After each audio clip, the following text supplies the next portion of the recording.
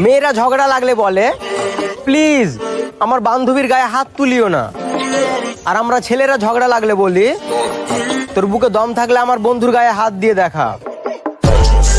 একটা ছেলে মারা যাওয়ার 3 মিনিট আগে 2টা মেসেজ করছিল, একটা তার প্রেমিকাকে, অন্যটি তার বন্ধুকে। 2টা মেসেজে এসে বলেছিল আমি চলে যাচ্ছি।